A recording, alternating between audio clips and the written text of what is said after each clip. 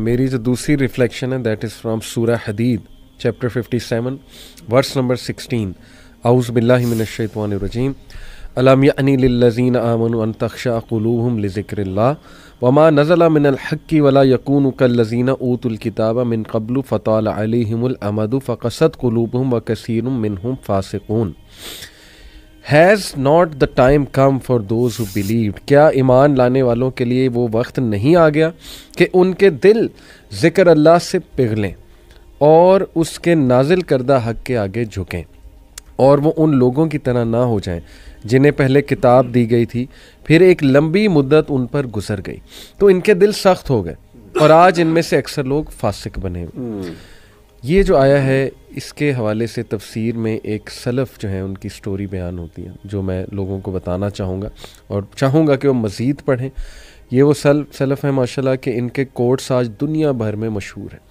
And he is one of the great scholars and his name is Fuzail ibn Ayaz. Fuzail ibn ایاض کون ہیں میں انشاءاللہ جو ہے وہ کوئکلی سب کو بتاتا ہوں. فضیل ابن ایاض پہلی تو بات کہ یہ کافی ارلیسٹ اسکالرز میں سے ہیں. یعنی ان کی برتھ کے بارے میں تھوڑا سا اختلاف ہے لیکن یہ کہ ڈیتھ 803 سن عیسوی میں ہوئی. یعنی آپ کہہ لیجئے کہ ہجری بنتی ہے 186 تقریباً. یعنی he is one of the earliest. اور مکہ میں ان کی ڈیتھ ہوئی اور یہ سمرقند کے علاقے میں ان کی برتھ ہوئی ازبکستان اور خراساں کے علاقے میں یہ رہائش پذیر تھے اس ٹائم کا جو خراساں کا عبداللہ بن مبارک کے ساتھ میرا جی بالکل کا بڑا واقعہ مشہور بالکل ایسے ہی ہے.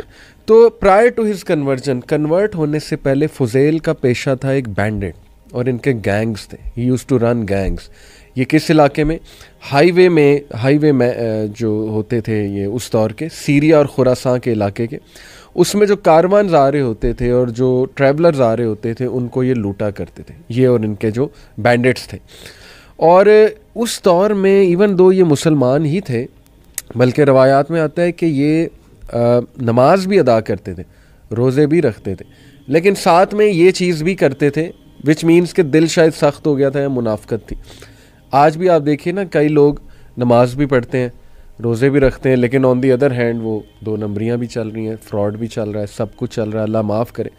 تو بڑی انٹرسٹنگ بڑی زبردست ان کی سٹوری ہے کہ he was deeply in love with a girl اور یہ انہیں اکثر یہ چوری کے جو گفٹس تھے ڈاکہ ڈال کے یہ انہیں اس کو بھیجا کرتے تھے اس خاتون کو بھیجا کرتے تھے. تو ایک دن ایسا ہوا کہ یہ دیواریں پھلانگ کے اسی سے ملنے جا رہے تھے اپنی جو معشوقہ تھی اس سے ملنے جا رہے تھے. تو راستے میں ایک گھر سے انہیں قرآن مجید کی تلاوت کی جو ہے وہ آواز آئی اور وہ کون سی ورس تھی وہ یہی ورس تھی الم یعنی للذین آمنوا ان تخشع قلوبہم لذکر اللہ. اور یہ پوری آیت جب انہوں نے سنی تو یہ رونے لگ گئے اور انہوں نے کہا کہ فضیل کیا تو اتنا منافق ہو گیا کیا تیرا دل اتنا سخت ہو گیا کہ تجھے باقاعدہ اللہ میسج دے رہا یاد دہانی کرا رہا ہے لوگ تجھ سے ڈرتے ہیں لوگ تیرے خوف سے جو ہے وہ باہر نہیں نکلتے. ترجمہ کر دیں آیت کا کیا آیت سے مراد ہے؟ آیت سے مراد ہے کیا ایمان لانے والوں کے لیے ابھی بھی وقت نہیں آیا کہ ان کے دل اللہ کے ذکر سے پگھلیں اور اس کے نازل کردہ حق کے آگے جھکیں. تو فضیل ابن ایاض نے اسی وقت توبہ کی استغفار کیا.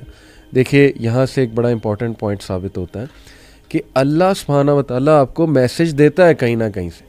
یہ نہیں ہم کلیم کر سکتے کہ آمد کہ جی میرے پاس تو میسج نہیں آیا الا یہ کہ کوئی بہت ہی ایکسیپشنل سچویشن یا اللہ کسی کے تھرو یا قرآن مجید کبھی آپ کے کانوں میں جو ہے اس کا ترجمہ آ جائے گا یا یہ کہ کوئی کلپ آپ کے سامنے آ جائے گا کچھ نہ کچھ آ جاتا ہے کیونکہ اللہ تعالیٰ wants to give you a message.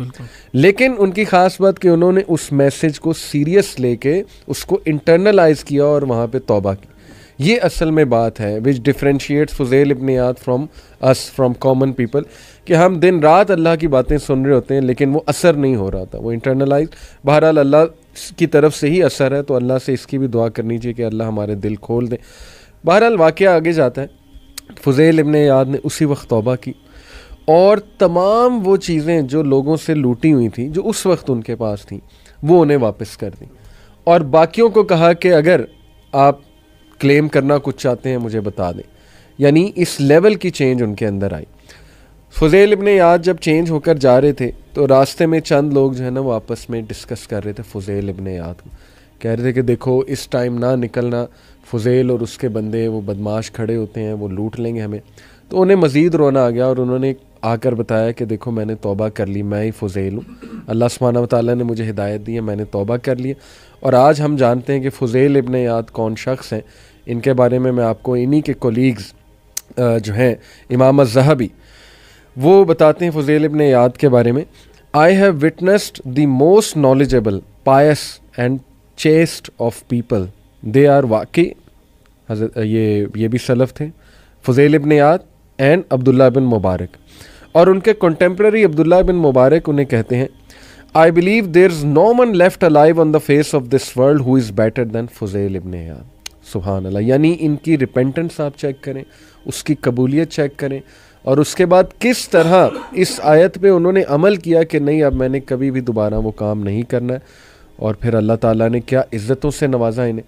میں آڈینس کو چاہوں گا کہ وہ ضرور گوگل پہ جا کے فضیل ابن عیاض لکھیں, بلکہ ان کے کوٹس پڑھیں, ان کے کوٹس پڑھنے سے تعلق رکھتے ہیں. سو یہ میری ریفلیکشن ہے. میں ایک چیز ایڈ کروں گا یہاں پہ اسی آیت پہ نا, جو جیسے اللہ نے ریزن بتائی نا, وہ ہے کہ دل کی سختی کی, وہ ہے فطال علیہم الامد. سبحان اللہ. کہ ایک لمبا عرصہ گزر گیا. اور اس چیز کو اللہ تعالیٰ نے ایک اور جگہ حتی طال علیہم العمر کے نام سے بھی یعنی ذکر کیا ہے سورۃ الانبیاء میں, کہ یعنی یہ ایک نیچرل فینومینا ہے کہ انسان جب دین کے اندر پریکٹس شروع کرتا ہے, اور ہم بھی یہ فیل کرتے ہیں کہ اس ٹائم بہت ایک نا ذیل ہوتا ہے, ایک ایگرنیس ہوتی ہے, اور بہت ایک جذبہ ہوتا ہے. لیکن ہم over the period of time یہ نوٹ کرتے ہیں کہ یار آہستہ آہستہ وہ جذبہ کم ہو گیا, اور وہ جو ایک دل میں چاہت تھی اور جو محبت تھی دین کے لیے, وہ اب یعنی وہ مندمل ہو گئی یہ چیز نا.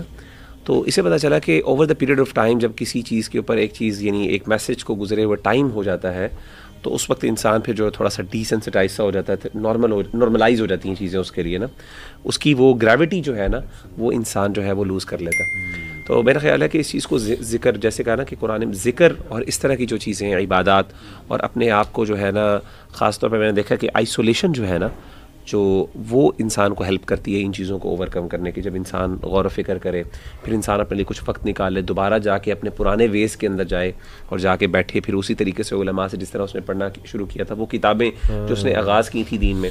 مجھے یاد ہے کہ ریاض الصالحین ہم پڑھا کرتے تھے اس زمانے میں, یعنی اس وقت جب ہمیں فیل ہوتا تھا کہ یار اب ہمارے اندر کمی ہے, تو ہم ریاض الصالحین جیسی کتابیں پڑھتے تھے, اور اس میں سے literally we would try to actually internalise.